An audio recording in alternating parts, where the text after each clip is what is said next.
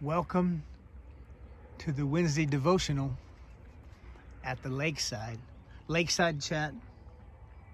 So last night I was watching a movie with my wife, a series of short films called The Chosen. You should check it out. Just Google it. It'll show you how to get to it. It's stories about the life of Jesus. And last night, this particular story started out talking about the situation of a guy named Simon. We know him as Simon Peter.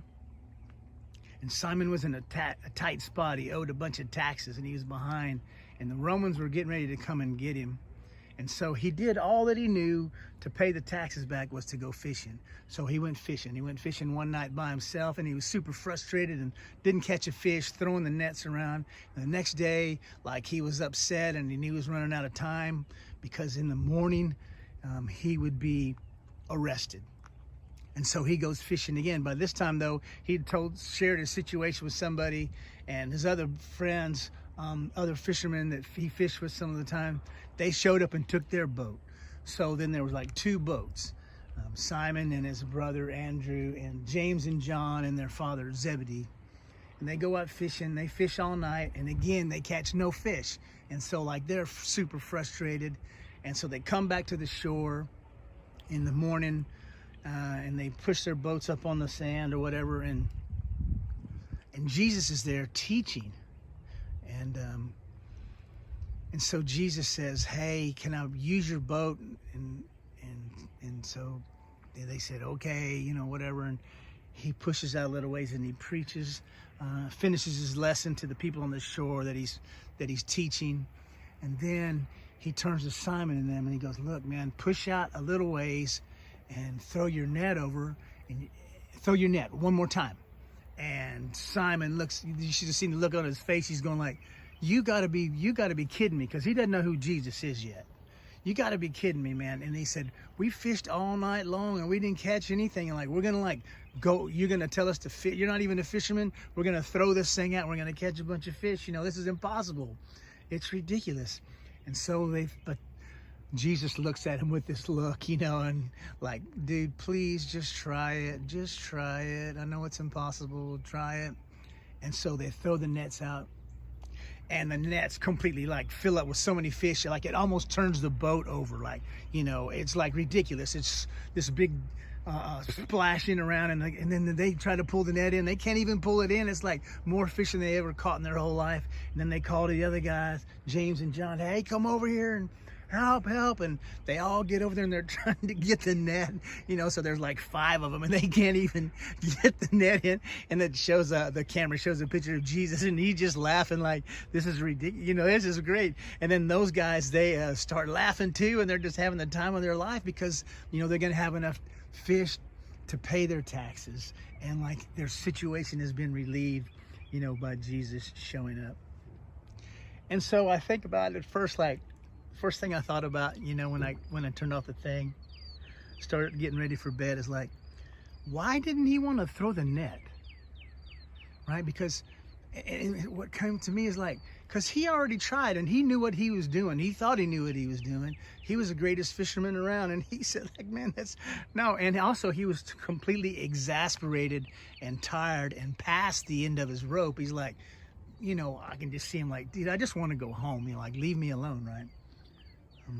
Is Jesus ever asking you to do something that seems impossible or ridiculous? Or have you tried everything humanly possible to get something done and it's just not working out? And so Jesus shows up and it's it's a whole different game. So what Peter did the good thing that he did was he threw the net. And you could tell by the look on his face, this ain't gonna happen, but he threw the net. And after he threw it, he looked at Jesus "See, there's no fish."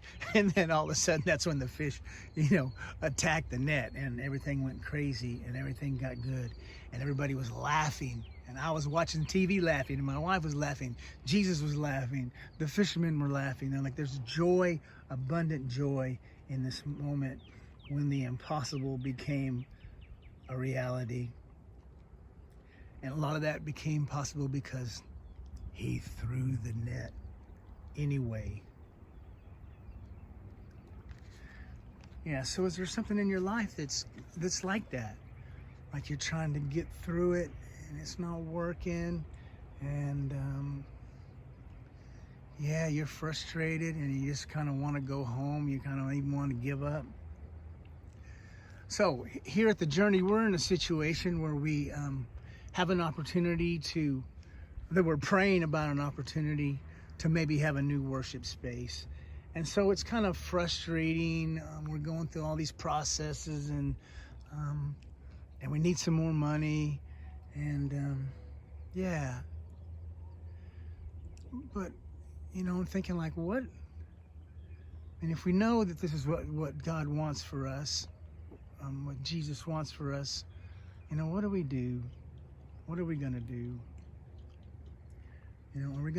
Do we just need to throw the net and let Jesus do what Jesus is going to do? So today, I talked about on Sunday this app that's on the phone, Jesus Calling. And so when I got here to the lake today, I go, I should read that. And this is pretty crazy. This is what came up. This is what I saw. This is Jesus talking to us. Listen to me continually. I have much to communicate to you. So many people and situations in need of prayer. I'm training you to set your mind on me more and more, tuning out distractions through the help of my Spirit. Walk with me in holy trust. Respond to my initiatives rather than trying to make things fit your plans. I died and set you free, and that includes freedom from compulsive planning. When your mind spins with a multitude of thoughts, you cannot hear my voice. A mind preoccupied with planning pays homage to the idol of control. Turn from this idolatry back to me. Listen to me and live abundantly. This is the word of the Lord.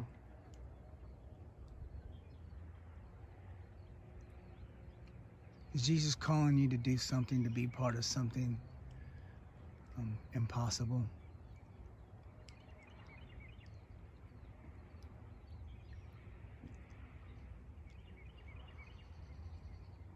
Or does it just seem impossible?